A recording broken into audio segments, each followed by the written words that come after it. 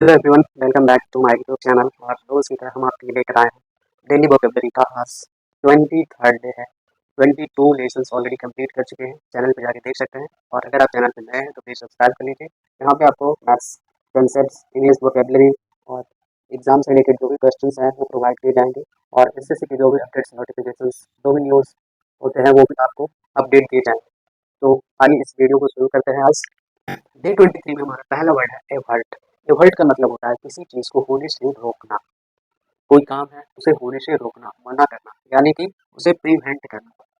मना करना इसका मीनिंग हो जाएगा हिंदी, और इसके सिनोनिम में होंगे प्रिवेंट।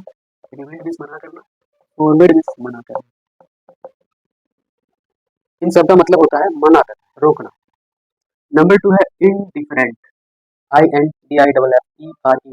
इनडिफरेंट का मतलब होता है उदासीन, जो ना तो इस पक्ष में है ना उस पक्ष में, न्यूट्रल, उदासीन।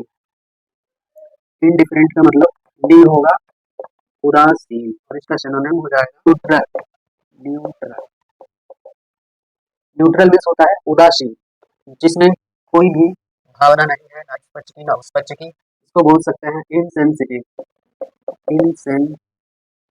इनसेंसिटिव। इनसेंसिटिव का मतलब होता है जो सेंसिटिव नहीं है, उसमें संवेदना नहीं है, संवेदना नहीं है। तो इसके सिनोनिम में आएगा। थर्ड नंबर है इन्फर। INFER। इन्फर का मतलब होता है अंदाजा लगाना, निष्कर्ष लगाना, निकालना। तो इसका मीनिंग होगा निष्कर्ष निकालना, अंदाज लगाना, अनुमान लगाना। तो इसका सिनोनिम लिखते हैं डिड्यूस। DEDUC। डिड्यूस मतलब अंदाजा लगाना। Conclude. CONCLUD। Conclude means final परिणाम, परिणाम तक पहुंचना, निष्कर्ष निकालना। 4 नंबर है इंटेग्रिटी। इंटेग्रिटी का दो मतलब होता है। एक तो इंटेग्रिटी का मतलब होता है एकता, अखंडता, और दूसरा मीनिंग होता है इसका ईमानदारी। तो यहाँ पे दोनों मीनिंग लिखते हैं। इंटेग्रिटी मीन्स एक तो होगा अखंडता और दूसरा होता है ईमानदारी। अखंडता के केस में हो जाएगा यूनिटी, एकता, और ईमानदारी का मतलब इंग्लिश में ऑनेस्टी, या फिर एक पहला सा वर्ड है इसके लिए अपराइटनेस। UPRIGHTNESS।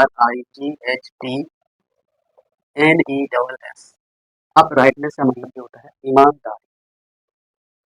तो यहाँ पे इंटीग्रिटी का दो मतलब है, अखंडता, यूनिटी, और दूसरा ईमानदारी, ऑनेस्टी, अपराइटनेस। इंटरूड का मतलब होता है हस्तक्षेप करना, बीच में इंटरफेयर करना। इसका मीनिंग देखते हैं, हस्तक्षेप करना, यानी इंटरप्ट। INTERRUPT। इंटरप्ट, इसको इंटरफेयर भी कह सकते हैं। ये सब इंटरूड के सिनोनिम है। इंटरूड का एक और मीनिंग होता है घुसपैठ करना, बिना परमिशन के कहीं एंटर करना, गैर कानूनी तरीके से। जब आप किसी दूसरे देश में एंटर करते हैं तो एक तरह से इंटरूड होता है। तो इसका दूसरा मीनिंग घुसपैठ करना, गैर कानूनी तरीके से, इलीगल वे में कहीं एंटर करना, विदाउट परमिशन। 6 नंबर है लैविश। लैविश का मतलब होता है जो बहुत ज्यादा खर्चीला, बहुत पैसे खर्च करता है। लैविश मीन्स खर्चीला। इंग्लिश में और वर्ड होते हैं इसके लिए spend thrift. Spend thrift, THRIFT। Spend thrift. और एक और होता है एक्स्ट्रा वैगेंट। EXTRAVAGANT। एक्स्ट्रा वैगेंट मीन्स होता है जो बहुत ज्यादा खर्च करता है, खर्चीला। नंबर 7 है मिनिएचर।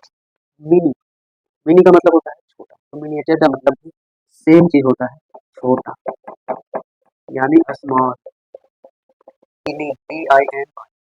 टीनी का मतलब जो छोटे आकार का। नंबर 8 में है नोटेबल।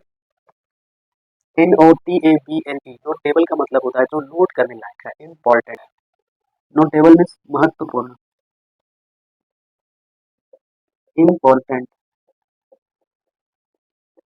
इम्पोर्टेंट मीन्स नोटेबल है मतलब इम्पोर्टेंट। इसके लिए वर्ड दे सकते हैं डिस्टिंक्ट। DISTINCT। डिस्टिंक्ट का मतलब होता है जो विशिष्ट है, खास है, कुछ अलग है। तो इसके सिनोनिम में आ जाएगा notable, important, distinct. 8 number word है नोटोरियस। नोटोरियस का मतलब होता है जो फेमस तो है लेकिन अपने नेगेटिव इमेज को लेकर, अपने क्राइम एक्शन को लेकर, क्रिमिनल एक्टिविटीज को लेकर। तो नोटोरियस का मतलब हिंदी में होता है कुख्यात, बुरे कर्मों के कारण जो प्रसिद्ध है उसे कहते हैं कुख्यात, यानी वो फेमस नहीं है, इनफेमस है, इनफेमस। फेमस का मतलब होता है प्रसिद्ध, जो अच्छे काम के लिए जाना जाता है। इनफेमस का मतलब हुआ कि जो बुरे काम के लिए जाना जाता है, अपने क्रिमिनल एक्टिविटीज, क्रिमिनल बैकग्राउंड के लिए जाना जाता है। 9 नंबर है न्यूक्लियस। न्यूक्लियस साइंस का वर्ड है न्यूक्लियस, जो सेंटर में रहता है। तो न्यूक्लियस को हिंदी में कहते हैं नाभिक। तो इसका सिनोनिम दे देते हैं सेंटर, जो केंद्र में रहता है। इसका स्पेलिंग पे ध्यान दीजिएगा, यहाँ पे देखिए ओ नहीं, तो ये गलती नहीं कीजिए।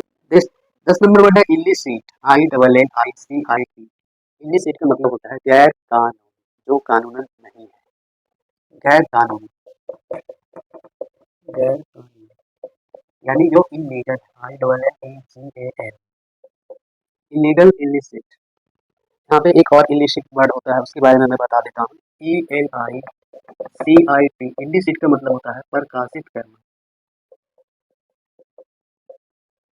तो यहाँ पे ELICIT जब रहेगा तो उसका मतलब प्रकाशित करना, एक्सपोज करना, पब्लिश करना, बाहरी लोगों को बताना, वो इलिसिट ई से होगा, ELICIT। 11 नंबर वर्ड है प्रीडिसेसर। प्री का मतलब जो पहले आया, तो जो पहले आया प्रीडिसेसर ऑर्डर।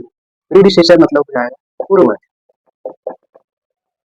जो पहले आए, सबसे पहले आए वो हमारे क्या होते हैं, तो बोल सकते हैं प्रीकर्सर। इसका सिनोनिम होता है जो पहले आता है, एंसेस्टर, एंसेस्टर मतलब पूर्वज। 12 नंबर है प्रेस्टीज, PRESTIG। प्रेस्टीज सम्मान, इज्जत, प्रतिष्ठा, सम्मान, प्रतिष्ठा। रिगार्ड्स, REGARD, रिगार्ड्स मतलब सम्मान।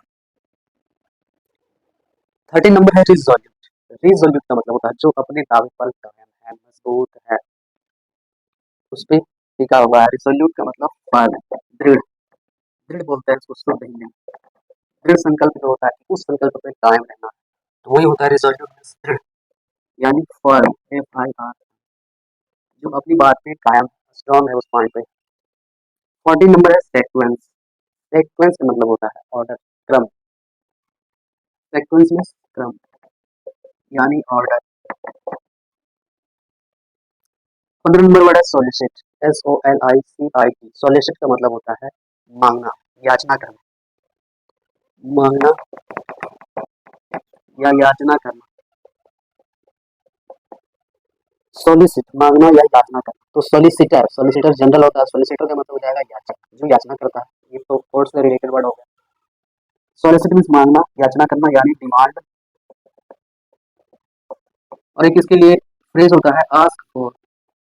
आस्क फॉर का मतलब होता है मांगना। 15 नंबर वर्ड है सैमुलटेनियस, SIMULTANEOUS। सैमुलटेनियस का मतलब होता है संयोग से दो घटना का एक साथ होना, संयोग से दो घटना एक साथ होना, तो इसको कहते हैं कोइंसाइड। कोइंसाइड का मतलब संयोग से दो घटना का एक साथ होना, और साइमल्टेनियस का भी यही मतलब होता है, कोइंसाइड, संयोग से दो घटना एक साथ होना। 18 नंबर है टेक्सटाइल।